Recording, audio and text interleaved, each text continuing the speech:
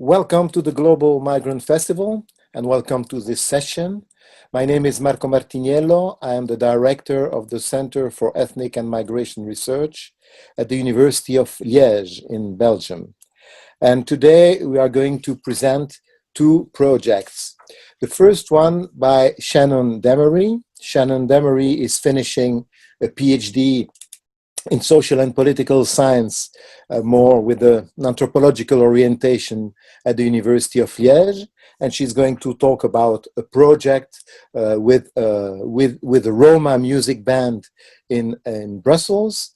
And after that, Elsa Mescoli, who is a postdoc in social and political science, also with a trend towards anthropology at the University of Liege, and she's going to present a project she has led with Abdurrahman Dieng, who is a non-documented migrant living in Liège, who is in charge also of the video working group within a collective that has been established to defend the voice of undocumented migrants. And so this project has been an opportunity for Elsa to collaborate with Abdurrahman, who is not going to be present with us today, but I'm sure that Elsa will present the project very well. So without any further ado, Shannon, you have the floor. Hello. As Marco said, I will be presenting a bit today about a Roma music group that I participated in as part of my PhD research. First, just to give a quick overview, the title of the presentation was Roma Music, Migrant Music, or Music for All. And it's still sort of a lingering question that I have after having completed the project. I conducted research for my thesis project on the adjustment and homemaking of young migrants in Brussels. So these were first generation young people ages 15 to 25. And through the research, I found that one way that they made home for themselves in the city was through participation in the arts. They were young people of various different national backgrounds, ethnic backgrounds, and also migratory statuses. So there were young people who were undocumented, who were refugees, who were still seeking asylum, young people who were EU migrants migrating within the EU. And then there were young people who were third country nationals who had come to Belgium for work or study. And creating a cross-section like this was a way for me to try to understand what might be universal or in common across these different statuses and categories in terms of homemaking. I came to this Roma music project through an organization that offered music and art space for newcomers to the city. And it was a place where people could come and not have to prove what migratory status they had, not have to present an ID in order to participate and to make use of the resources there. The group was a collaboration between this organization and some other cultural organizations, and it was financed by a Flemish cultural association, and it included 3 different cities in Belgium. And the aims of the group included promoting the integration of Roma youth, to foster collaboration between Roma and Belgians.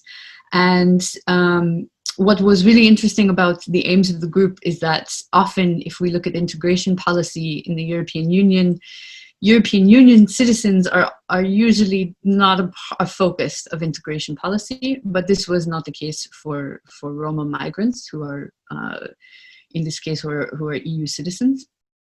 And it became clear that the arts were a really accessible tool that people used in creating belonging and creating community.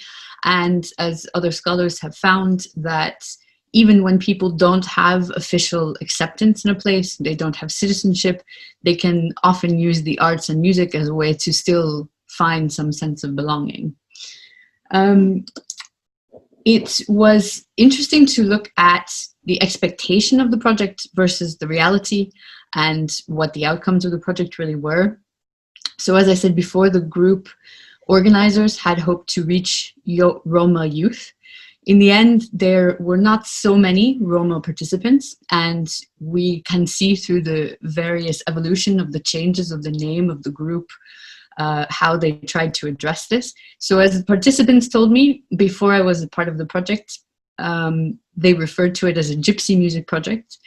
I don't know if this was an official title or not. It never became clear, but the participants in the group said that this is how they referred to it. Then it changed and became called a Roma music group.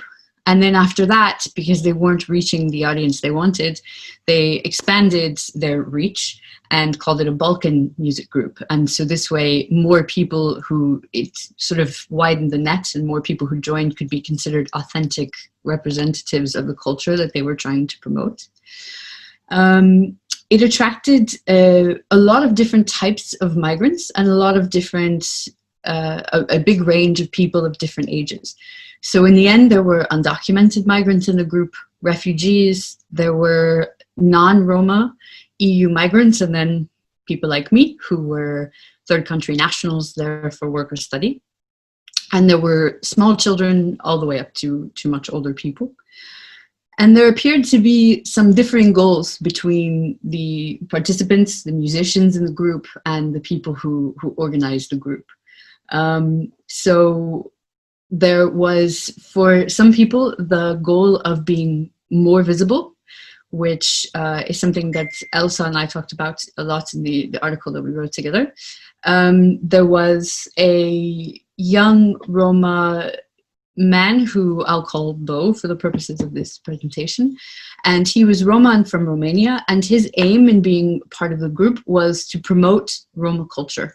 And he had said that he felt that it was important to share his culture with people, but that there was no way that people who were not Roma would fully understand Roma music, just as he felt as a Belgian, that Belgians would understand Belgian music, but he as a non-Belgian could never fully understand Belgian music. But it was important still to appreciate these different cultural products. And in the flip side of this, there was a young man, actually was a friend of Bo, who was invited. His name was Arman, for the purposes of this presentation.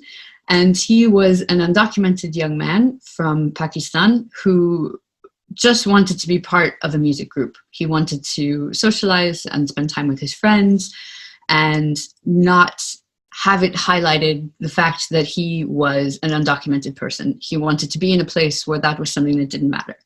And in fact, through my participation in the group, us spending time together, it was something that almost never came up unless there was a practical reason for it to come up, such as if the group was going to travel somewhere together. We had to worry about what might happen if we were stopped by the police or people checking tickets on public transport. And finally, the goal that most of us shared was having a good performance. So this common goal that we had was to make good music together, to try and put on the best performance we could. But a goal that seemed to come out later as I was there a bit longer was to see that people were using the group as a way of making home, as a way of building belonging and community. Some of the ways that people come to make home is through feeling like they can have an impact on society. And I think this was one of the aims of Bo and one of the ways that Bo was trying to make home. And another way that people can feel at home is by feeling safe and secure. And there is a sense of safety and security that can be present in being anonymous, in not sticking out, and in becoming just a seamless part of a group. So I think the video that will be shown now is a promotional video of the group, of the organizers, to show what the music project was all about. And you'll see that, and then I'll explain it a bit. And I think it should start now.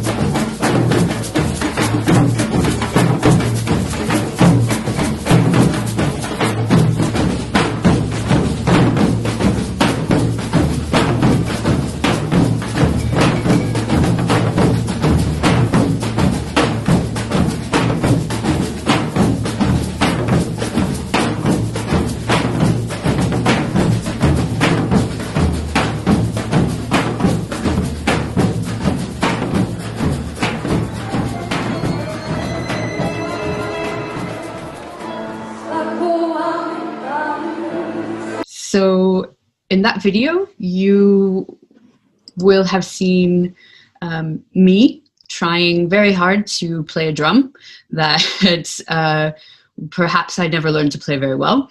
But part of the interesting bit of the project was the different power dynamics that were at play, and all of us being together, learning a new thing that none of us had learned before. So those of us who were learning to play the drum, we'd never learned it before. So we were all really starting at the same level and then working towards this common aim together, and all really being beginners together at the same time.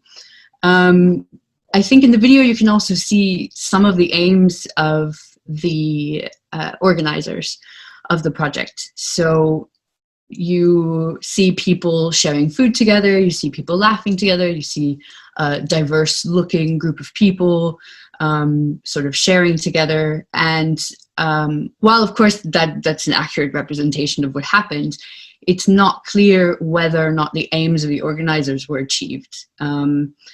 The people, as I said before, that they recruited to the group were not necessarily the numbers of people that they had hoped that fit their target group in terms of Roma youth.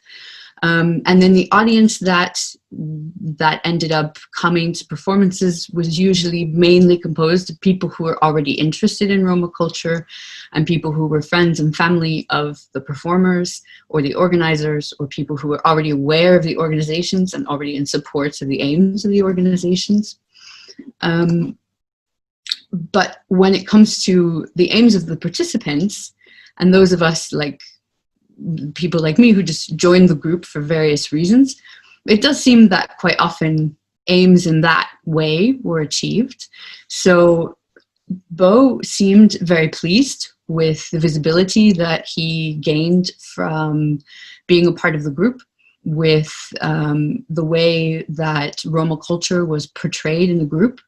And when we spoke, he talked about having a positive impact on society.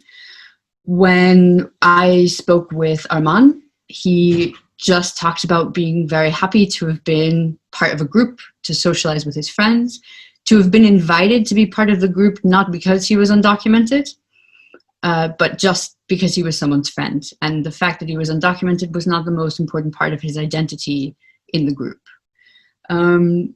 Through participating in the project together, certainly there was exchange, there was cultural exchange, but that wasn't necessarily a goal of a lot of the young participants. And for sure, different power dynamics were upset in some ways, although there were limits. So the director of the group was a Belgian who was considered an expert in Roma music, but the Roma youth who were in the group were definitely experts in the language, in the rhythms, in the tempo, in the character of the pieces, in the sort of emotional context of the pieces. Where would this music be played, and why and how? And so in cases of artistic decisions, the youth were often deferred to as the experts, and their feedback was taken on board.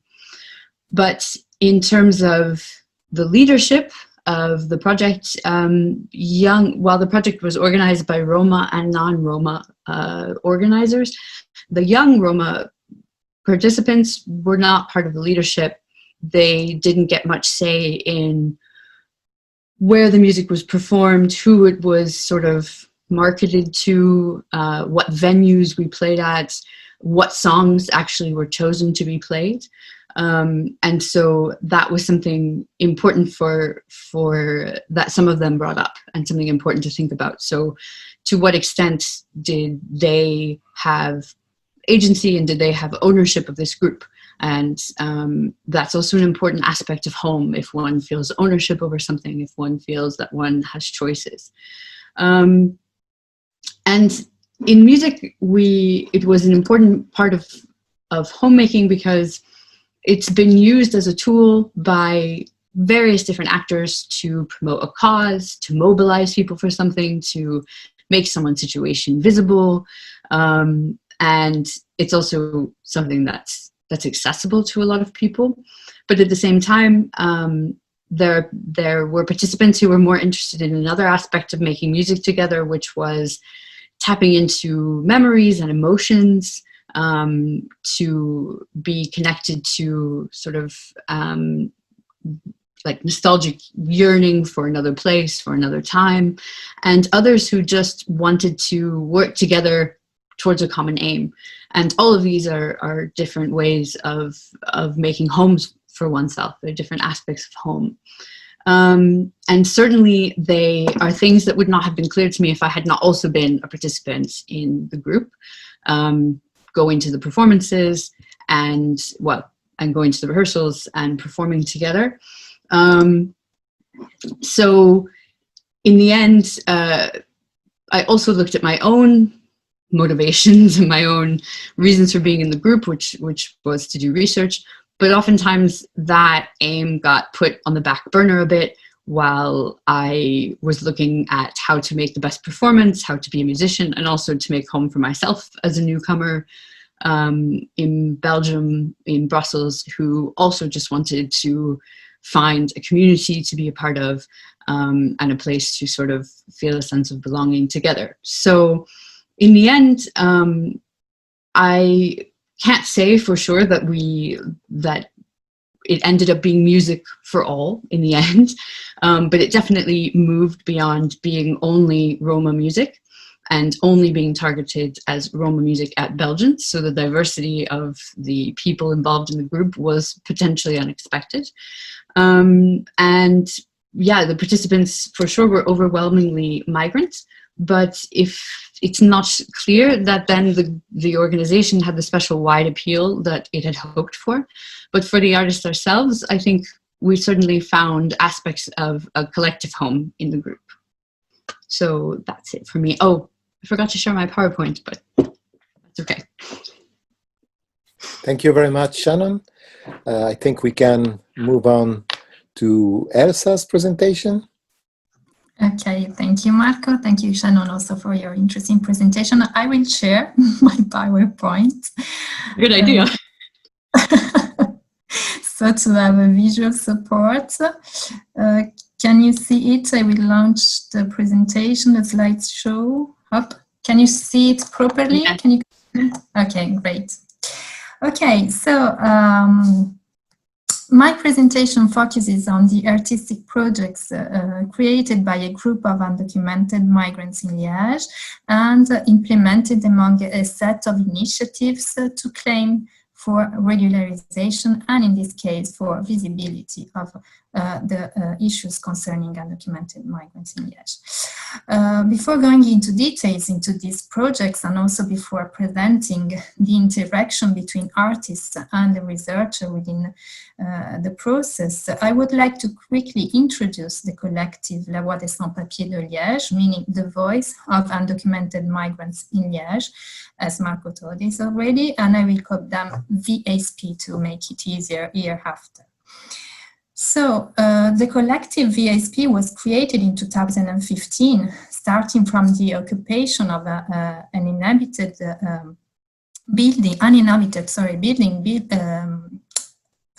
public building by a small group of undocumented migrants that are mainly migrants, in this case, whose asylum demand in Belgium has been rejected or that stayed in the country despite the fact that their visa for tourism or education expired. At first, the needs of the collective consisted of securing an accommodation to people that were women, men, and children of all ages that were living on the street. You have here a quote narrating this first phase of the process, so the stage of the occupation itself, and it is narrated from one of the founders of the initiative that now resides legally in Belgium. And so he said, at the beginning, they did all and we did all what that was needed to occupy the building. So this was a first aim. After some months, the group moved to another public building And this movement that geographically approached the collective toward the city center also corresponded to a political change of location and of aims. In fact, from this moment on, the interaction with public authorities and the civil society intensified and also led to get some economic support, beside the fact that the occupation was locally tolerated until that moment. It was then possible to set other priorities and to push forward the aims of the collective. We can read an excerpt of this quotation. We were now united for a cause, so that the sans-papiers as such could assume their status and claim it high and loud and say, I am a sans-papier, because it is not a crime, it is the system that makes you a sans-papier. So these words, again from the same interlocutor mentioned before, recall the theorization of a scholar, Nicolas de Genova, about the legal production of illegality. And they push it forward by promoting a reappropriation of the illegal status, a sort of strategic essentialization of this status as a starting point to claim rights. Such rights consist of the authorization to live in Belgium and to acquire the civic liberties that are associated to this.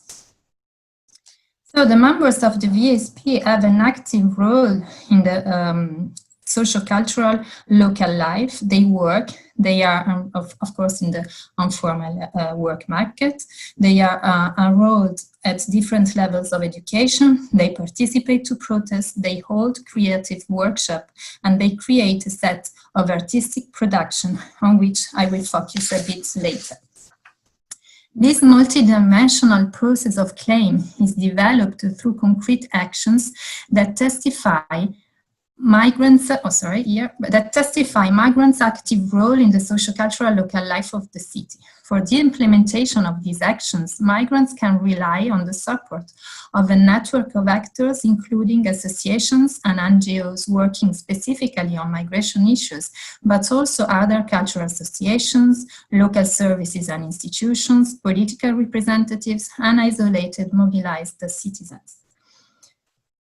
The mobilization of the VSP deploys in relation with a set of contextual elements, the fact that Liège is considered as a city open to migrants, both historically and at contemporary times, the fact that in this city a high number of undocumented migrants were regularized during two one-shot regularization processes that were held in the past.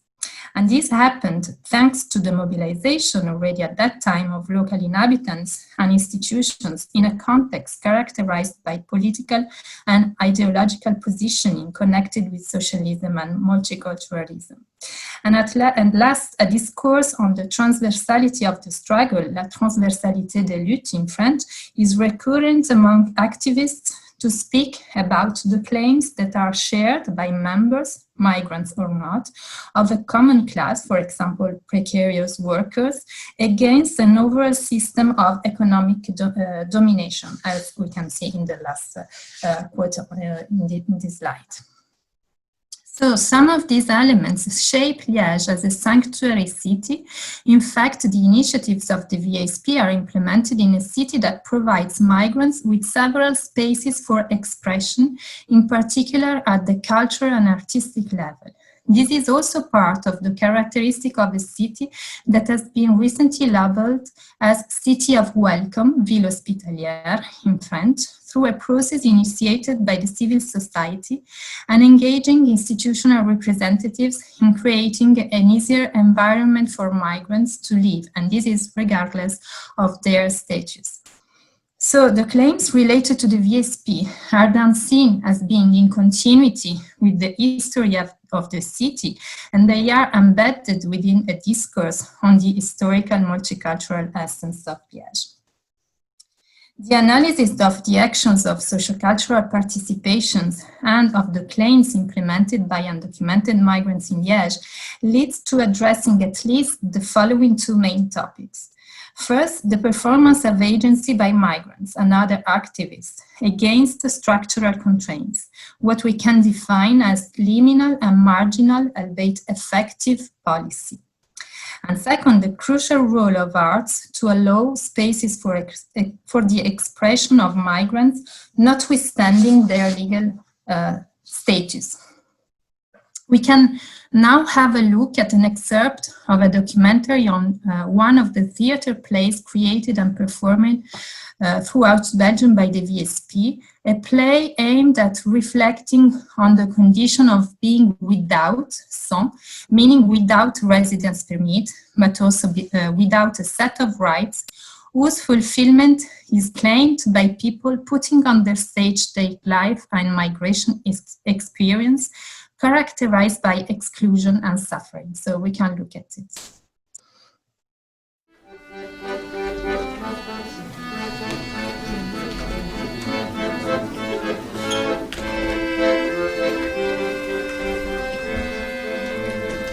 Je m'appelle Boussim Jean, je viens de Burkina Faso.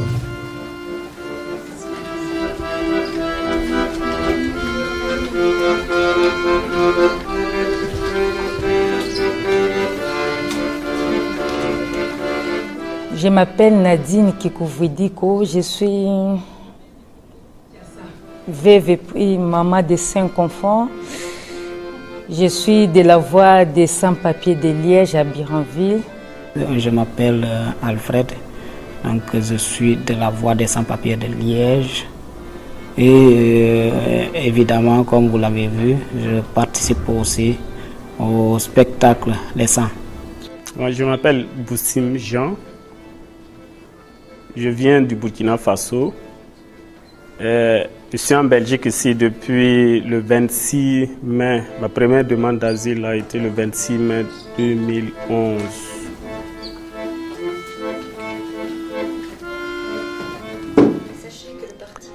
Et ici, c'est ça qui est des preuves des réalités des choses. Donc, ça m'aide un peu sous forme d'intégration.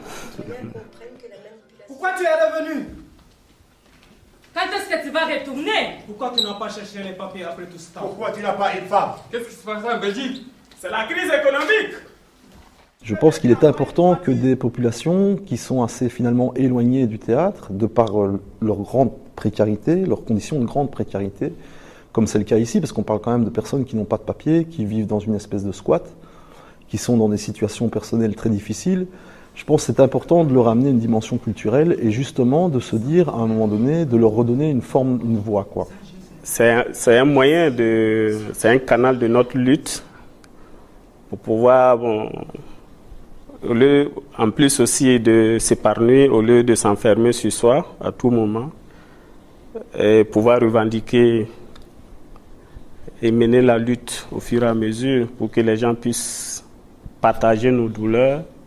Peut-être un jour, ils revendiqueront nos droits pour nous. Je vois que l'avenir est dans la main de ceux qui nous écoutent. Parce que, pourquoi je dis cela? Parce que c'est des gens qui nous écoutent. C'est des gens qui nous écoutent. Donc, c'est ces gens-là qui peuvent nous faire entendre plus, nous demander plus et nous faire, dans ce cas, le monde entier serait au courant de notre situation vécue et le produit que nous on a fait. Pour l'avenir, pour demain, après-demain, il nous faut des contacts. Et j'ai déjà dit ça à mes camarades. J'ai dit, chaque fois qu'on joue une pièce, c'est comme si on a un entretien d'embauche. Il faut aller à fond. C'est chaque pièce jouée appelle une autre. Ça doit être comme ça, un mécanisme qui tourne.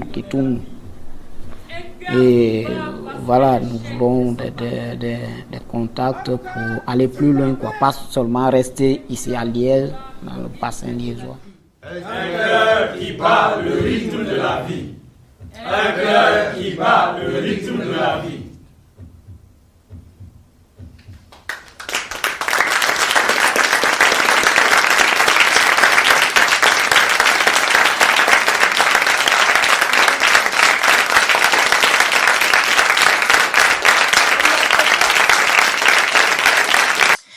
So this theater play is one among the several artistic outputs created by the VSP to function as means of the political struggle toward regularization. We can have a quick look at other two among these projects through images.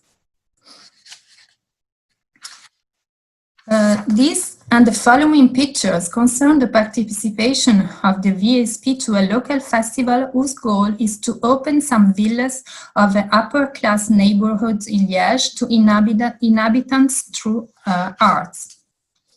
The VSP participated to this festival and created a set of installations such as this, where it is possible to listen to the narration of their life and migration history, including aspiration and disillusions, of a woman member of the collective, also reminding about the aims of the group and the reasons for claiming regularization. This drawing on the floor of one of the empty rooms of the villa shows the importance of having a living space denied to undocumented migrants.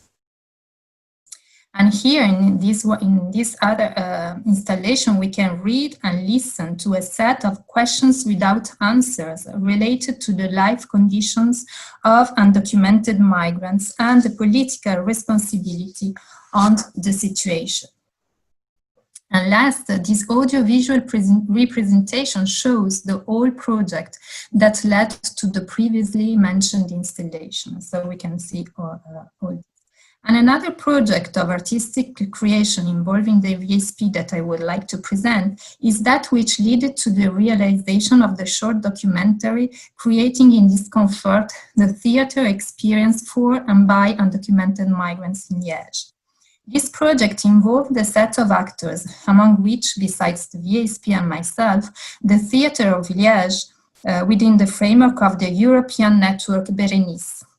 That is a network of cultural and social actors in the greater region. And the project is aimed at fighting against discrimination. This project consisted of involving the VSP first in some theatre plays as members of the audience. Attending theatre performances in the main theatre of Liège allowed the members of the VSP to exchange further with other members of the local population, as well as to make connections between the contents of the proposed theatre performances and their lived experience. Fact which permitted to go beyond the mere aesthetic value of attending an art performance. Moreover, these initiatives constituted occasions, albeit temporary, to upward the social mobility of the people concerned. Second, this project included some clowning workshop to which the members of the VSP participated, together with some other members of the local population that were mainly students from a university or other high school. The choice of focusing the workshop on the practice of cloning is connected with a set of factors. First, the possibility of taking distance from one's everyday life situation by becoming a clone, someone else than oneself, but who can still speak about oneself. And second, the practice of the clone involves the work on the body as crucial element to become another character on the stage. And finally, this practice permits to stay in the present, to speak about contemporary issues involving the character and the actor that is interpreting it.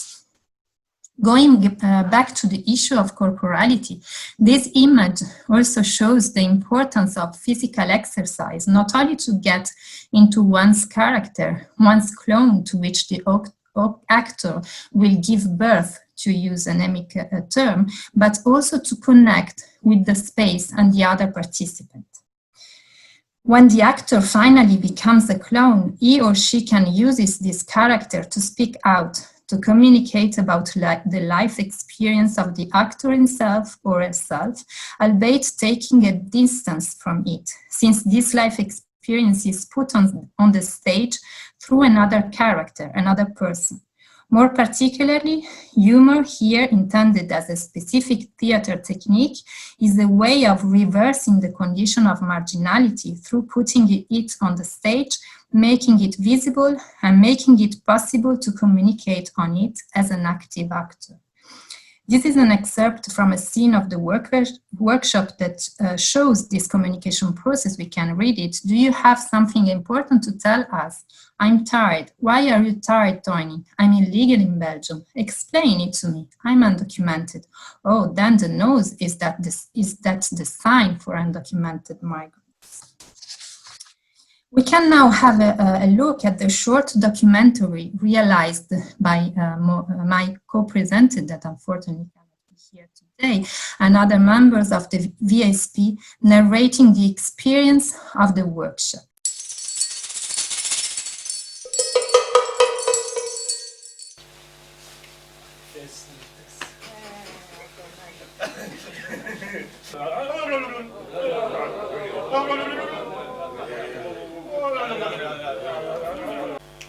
Dans les doigts, je tape dans les mains deuxième fois. Vous avancez, faites un pas en avant. D'accord?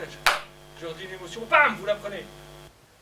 Voilà que les participants sont rentrés progressivement dans le travail qui, à mon avis, au départ, devait paraître complètement martien, parce que ça demande à la fois une grande disponibilité, beaucoup de lâcher prise, et en même temps une vraie rigueur quoi, sur le découpage, sur les ruptures, enfin, sur tout un tas de trucs. Et que là, j'ai l'impression qu'on est vraiment en chemin vers ça, quoi, vers une exigence ludique. Voilà.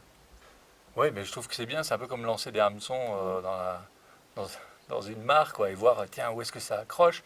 C'est que le clown, il part de l'individu, en fait, il part de qui on est, quoi. On dit souvent, ça, trouver son clown, je ne sais pas encore trop ce que ça veut dire, mais je vois bien, enfin, c'est pour ça que j'ai voulu travailler là-dessus, travailler sur de l'improvisation, travailler sur de la spontanéité, de dire mais le théâtre il vient de toi quoi, il vient pas d'en haut, voilà. Tu l'as aidé ou pas? Non, mais jamais, regarde-moi quand je parle, ouais, tu m'as pas aidé du tout. D'ailleurs, puisque c'est comme ça, le scraf, plif. Voilà. Démerde-toi. Je crois qu'une des premières choses auxquelles j'étais quelque part attentif, parce que je m'y attendais, mais en même temps dans l'inconnu, c'était la notion de la culture. C'est-à-dire, je me dis, mais tiens, un nez de clown sur des personnes qui n'ont pas ma culture, moi, d'Européen, occidental, avec mes habitudes, mes vérités toutes faites, pas dans le sens négatif. Je vis là depuis un certain temps, il y a des choses pour moi qui sont établies. Et là, tout d'un coup, je me disais, mais qu'est-ce qui va se passer? Puisque il y a d'autres rapports, c'est une autre réalité. Voilà, c'est des personnes qui viennent de loin, qui ont fait un voyage jusque-là, qui vivent ici depuis un certain temps, qui sont face à une réalité dont je ne peux être que témoin. Je ne vis pas à leur place. Et j'ai vu des clowns, comment dire, avec une autre énergie que celle que je connais d'habitude, avec d'autres corps, d'autres biorhythmes, ne serait-ce que la langue aussi, le rythme n'est pas la même dans le langage. Les consonnes, les voyelles voyagent complètement différemment. Donc je crois que ça a une influence sur l'imaginaire en fait. Moi j'étais très très attentif sur comment ne pas leur plaquer mon imaginaire de spectateur européen et me laisser un espace pour voir ce que eux dégagent avec leur histoire. Je trouve qu'il y a eu par moments des petites merveilles, quoi, où j'avais envie d'en savoir plus, quoi. Alors il faudrait d'autres séances, quoi. Il faudrait d'autres séances pour développer leurs histoires, leur imaginaire, je crois, est ancré dans leur pays, dans leur relation à leur famille qu'ils ont quitté. C'est évident qu'ils peuvent nous apprendre des choses, et je crois que le théâtre et le clown, mais aussi le masque, favorisent ça, parce qu'il y a beaucoup d'humour à travers ces outils d'acteurs. Tu comptes 1, 2, 3. L'histoire du clown, c'est comme, bon, moi, c'est ma première fois. Et ça fait que beaucoup se sont retirés parce que l'histoire de clown, nous on ne savait pas que bon, voilà, c'était des gens compétents. Pour, voilà, nous on croyait que c'était des blagues, quoi. Bon, c'est le fait d'éviter maintenant qu'on a su que bon, voilà, c'est quelque chose, même d'abord, il faut être d'abord un homme complet, compétent aussi, bon. Pas forcément un intellectuel, mais quand même, bon, il faut savoir quand même quelque chose là-dessus d'abord. Et je reviens aussi sur le training ou quoi, le sport là, l'entraînement qui a motivé plus que bon voilà, les gens venaient malgré que la première séance, la deuxième séance, les gens on ne voyait pas ce qu'il allait venir derrière. Mais les 3 dernières séances, quand même, bon, voilà, a donné la vivacité aux gens, les a donné plus de motivation. Comme notre situation, bon, voilà, souvent, voilà, quand on va essayer de parler que, voilà, quel jour on peut se rencontrer ou bien chose, bon, on a un problème de concentration par rapport à notre situation, mais j'espère que peut-être on va vous montrer un fruit quand même pour ça. Bien, votre moto.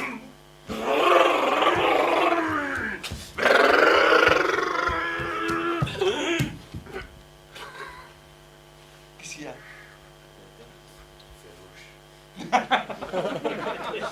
Alors, faites-moi le feu qui est au rouge. Faites-le avec la main.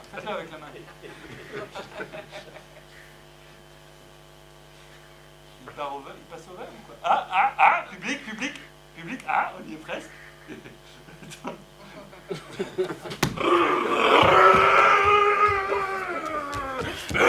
J'ai hâte. Je leur lance un petit challenge du coup maintenant parce qu'ils sont partis avec leur nez. Moi je serais très très heureux qu'ils nous présentent d'ici quelques mois un petit morceau de quelque chose, un petit bout de spectacle. Voilà, avec les outils qu'on leur a donnés, quoi. Qu'ils essaient de travailler ensemble de leur côté, même une petite chose. Et moi, ça me ferait plaisir qu'ils nous invitent un jour. Ah, tiens, Loïc, Fred, on a un petit truc à vous montrer. Venez dans notre grenier, venez dans notre salle. Regardez, qu'est-ce que vous en pensez? Ça serait chouette, quand même. Pour vous remercier, en général, comme j'ai dit dès le début, d'avoir l'idée de nous faire sortir de notre enclos et puis découvrir aussi ce qui est en nous et nous montrer ce qui est en vous. Maintenant, c'est à nous de montrer maintenant ce qu'on a appris de vous. Et je pense que bon, voilà, ça donnerait du boom un jour.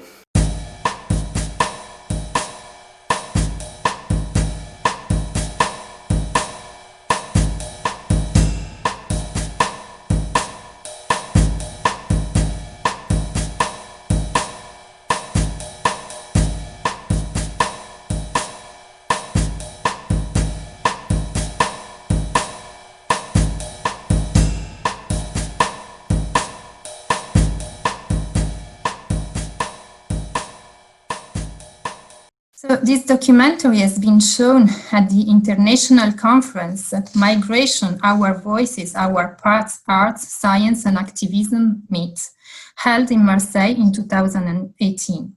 This conference was the opportunity to bring the experience and the claims of the VSP outside the local context and even outside Belgium. Also showing a video realized by the VSP members in collaboration with the other partners of the project, among which myself, was a way of challenging the constraints put on freedom of expression by the condition of being undocumented and then deprived of a set of rights. However, the fact that the members of the VSP, actors and creators of the documentary, could not physically be present at the conference highlights that the constraints on freedom of movement are still very hard to challenge, as well as the employment constraints, since some strategies have to be put in place to be able, for example, to pay for the work of undocumented migrants, also in relation with artistic creations. In the whole process that I have described in this presentation, we can see a dynamic of co-creation involving the researcher and the artists/migrants in different terms. The co-creation concerns the co-production of artistic products to which the researcher, me in this case, contributed as a prerequisite of participant observation, that is, for the researcher also doing and being active part of what he or she is observing.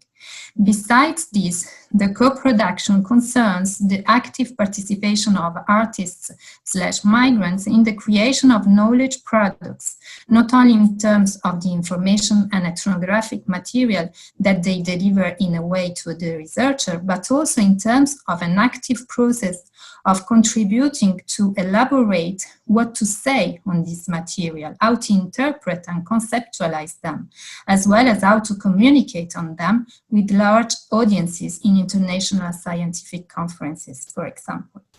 To conclude, these elements show that the researchers and the artists/migrants can engage with overlapping roles while collaborating in creative and knowledge production processes, a fact which positively impacts both the artistic and the scientific outputs of the collaboration. And this fact also hopefully improves the effective results of the overall process of claim by allowing to act and communicate at a variety of society levels and through the voices and positioning of different profiles of social actors. Thank you very much for your attention. Yeah, there is a question from the audience. I would like to ask you, how was the audience responding to your work? And this is a question for both Shannon and Elsa. I can start. As I said during the presentation, the audience members for our performances were people who were already very interested in Roma culture, people who were friends and family often of the group members, or who were very well acquainted with the organizations. So during the performance, there was a lot of energy, there was a lot of enthusiasm, there was a lot of spontaneous dancing happening, and the young people in the group actually left the stage at some points to go dance among the audience, which now is really hard to imagine during COVID. And it was, yeah, a very positive experience, and I think the young people felt, I mean, one of them said afterwards it was like being a star for a while, because the way the audience reacted. So it seemed to be very positive and encouraging, welcoming. But yeah, I can only speak from my point of view as a person having been on the stage. And I imagine that there would be more to learn as someone who could have actually been amongst the audience and seen what was happening there.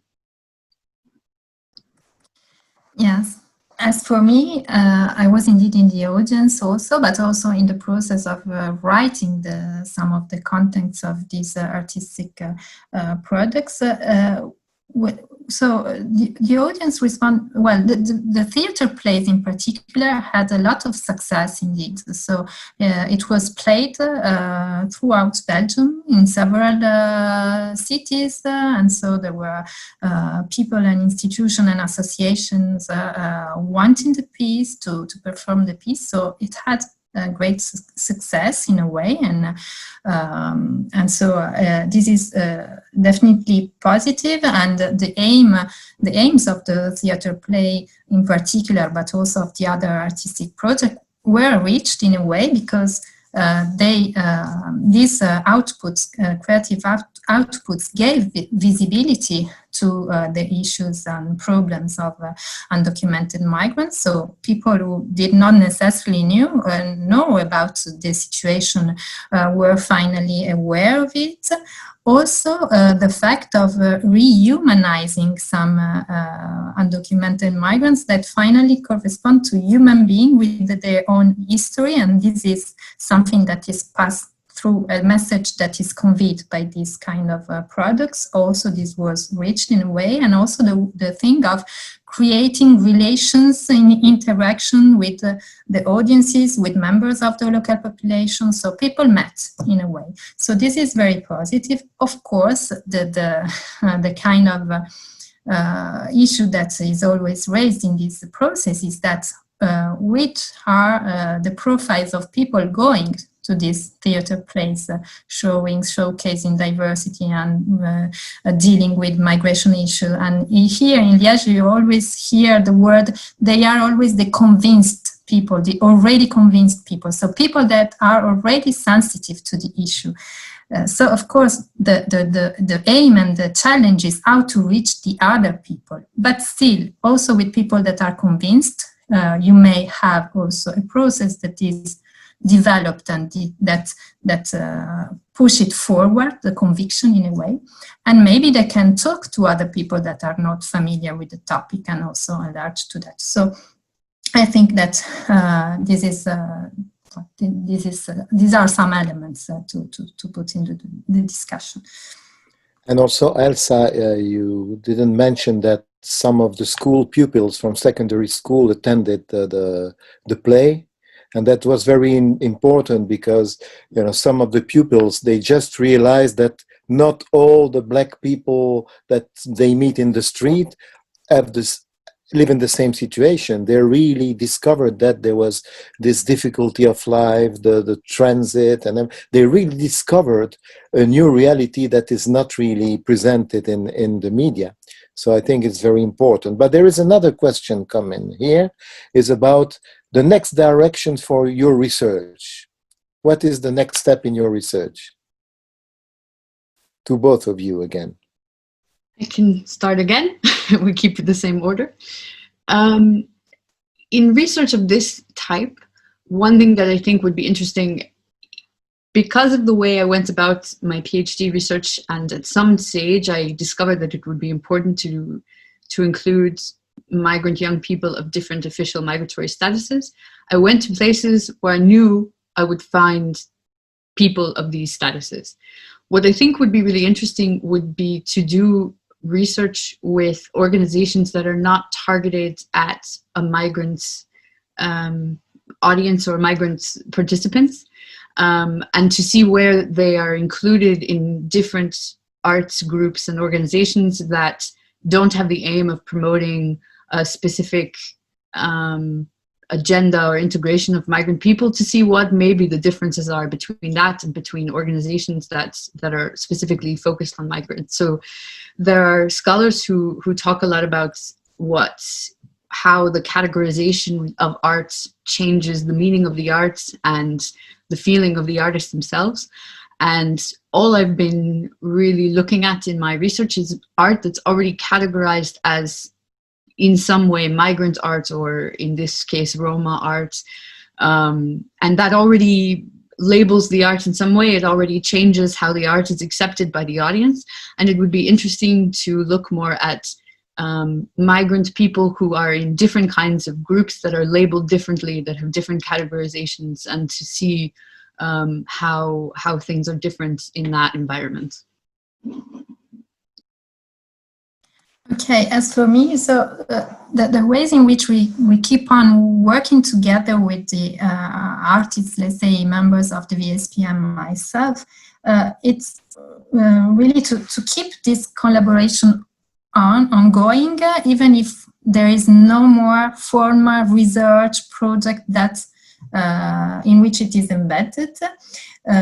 So how do we do that? But, for example, I still participate to the creative workshop of the group, because I think that it is important also to keep continuity with this with one's fieldwork, and to keep the relations that are established, also because we are always enriched by these relations, and also to engage in a sort of continuous process. And I think it's something important not to stop the relation once the research is finished, and so we do not have any more to do with each other. And at the same time, some members of the VSP, such as Abdurrahman Diang, that was to be present today, but also we discussed how to prepare this presentation, which inputs to bring and which videos to show and so on. So again, the process of co-constructing together the creative and the knowledge outputs is ongoing. So this is the way of continuing, and of course with different actions, but we all participate to the regularization claims, to the claim of regularization that is particularly active now in Belgium as in other countries, where the also sanitary situation has deepened also the marginality of these people that are in vulnerable situation and precarious life condition. And so the regularization is really urgent now, as it was also before, but really urgent now. And there are new creative tools that are used to claim for this regularization right now. For example, we created together a podcast that can be listened to with references to the specific life situation of undocumented migrants now in the sanitary conditions. So it's again a way of keeping the research going, even if it is officially finished. Thank you, Elsa. And I have a very last question from the audience. With the recent incidents in France, Austria, etc., there could be an increasing xenophobia. Can humor or arts in general respond to such a volatile situation? So you touched upon that in your last response. Elsa, could you both elaborate on this? Okay, I can start again. What I will say from my point of view in the work that I do is that the age group that I work with is really key. And the reason that I chose this age group is that young people going through this transition to adulthood, people, teenagers, and people in their 20s are really a focus of society in terms of when we're afraid of radicalization, extremism, subcultures emerging. And I saw this in my research. I conducted my research before and after the 2016 attacks in city of Brussels, and the fear on the part of the young people really was enhanced after the attacks, because they felt that they were going to be singled out. The focus was going to be on them. People were going to be looking at them with fear, with they would be discriminated against, that they would be the target of hatred in some cases. And this was really extreme, and this was really key in their lives. And I think this is just something that now continues. And I think what I can say, I can only speak more about the feeling of the young people more than whether or not this is a response to xenophobia, but this participation in these arts groups, feeling like you're having this positive impact on society, at least for them, is a way of combating the negative feelings that they feel society has directed towards them, and the fact that they feel marginalized and ostracized and are objects of fear of society. This is more about them feeling differently than making society feel differently about them, if that makes sense. Whether or not it's happening on the other side of this relationship or interaction, I can't say, but I think it's incredibly important to focus on young people and what they do in their lives in general right now, the good things as well, because there's so much of a focus on the radicalization of young people, that really all the positive things that they do are greatly overlooked, and it's damaging to only have a focus on radicalization and watching for young people to make a misstep. And it's a lot of pressure in an already difficult situation for migrant young people at this very transitory, very quickly changing stage of life. When young people are trying to form their identities and see where they belong, what they hear, this input they're getting from society is is very important. And what they do to respond to that, in some cases in my research, was to become part of these arts groups. So a positive response to the marginalization that they feel. Okay, I can add, of course, I agree with also the points you share, and I would like to add maybe another point. I think that the process of artistic production is in a way paradoxical, in the sense that you put a lot of, as an artist and as a migrant, you put a lot of your subjectivity within that to create a character, and then when the character is on the stage, you objectivate in a way that the character, and so the life experience that is also your own life experience.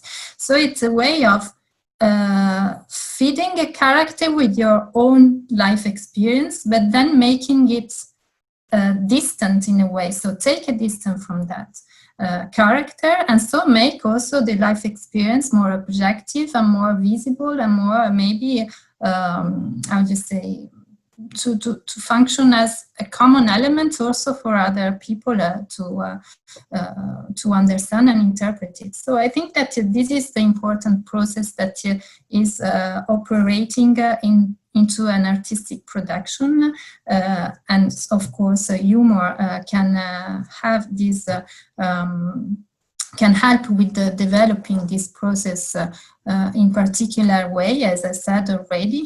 And yes, so help to put a distance and to make a subjective life experience as an object also of a performance, and so make it also comprehensible to other people.